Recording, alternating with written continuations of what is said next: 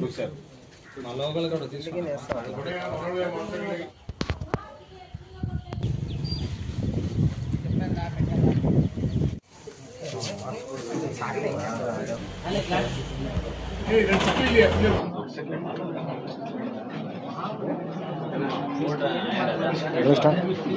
Sub విభాగం special enforcement బ్యూరోకి సంబంధించినటువంటి విభాగంలో ఉన్నటువంటి డిస్ట్రిక్ట్ టాస్క్ ఫోర్స్కి సంబంధించి మరియు ఇంటెలిజెన్స్కి సంబంధించి మరియు సబ్ విభాగంలోని ఆఫీసర్లు అందరూ కూడా సమిష్టిగా రాబడినటువంటి ఇన్ఫర్మేషన్ మీద అడిషనల్ ఎస్పీ సబ్ వారి ఆధ్వర్యంలో నిన్న రాత్రి ఒక ఐషర్ వ్యాన్లో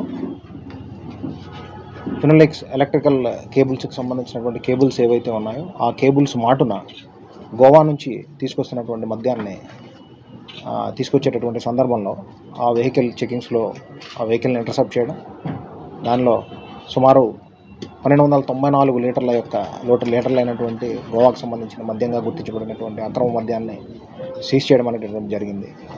ఇవన్నీ కూడా 147 బాక్సెస్లో ఇవి నింపబడి ఉన్నాయి. అట్లా ఈ బాక్సెస్ అన్నింటినీ కూడా ఎలక్ట్రికల్ కేబుల్స్తో పాటు కలిపి దీనిని రవాణా చేసేటటువంటి క్రమంలో వెహికల్కి సంబంధించినటువంటి అక్కడ మనకి 2 నిందితులు దొరకడం జరిగింది.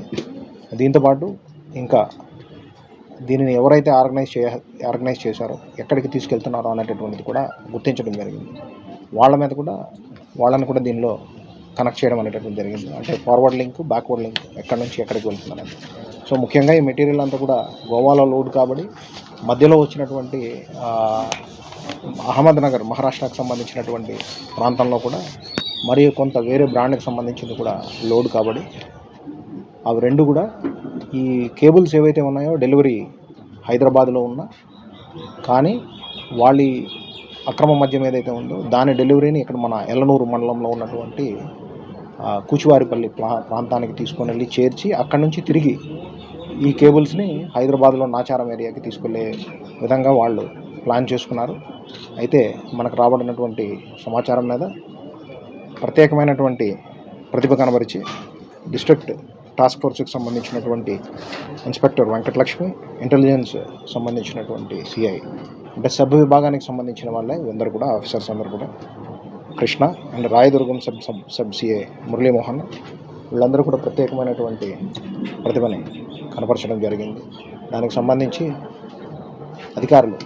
పైన అధికారులైనటువంటి అడిషనల్ ఎస్పీ గారి ఆధ్వర్యంలో వీటిని గైడ్ చేయడం, రామకృష్ణ గారు టీమ్స్ అన్నింటిని కోఆర్డినేట్ చేయడం, అర్ధరాత్రి వచ్చినటువంటి సమాచారం మీద వెహికల్ చెకింగ్స్ని అప్పటికప్పుడు ఆర్గనైజ్ చేసుకొని దాని మీద ఇంటర్సెప్ట్ చేసి ఈ అక్రమ మద్యాన్ని అంతా కూడా సీజ్ చేయడం జరిగింది.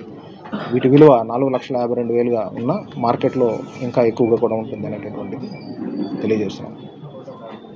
రైట్.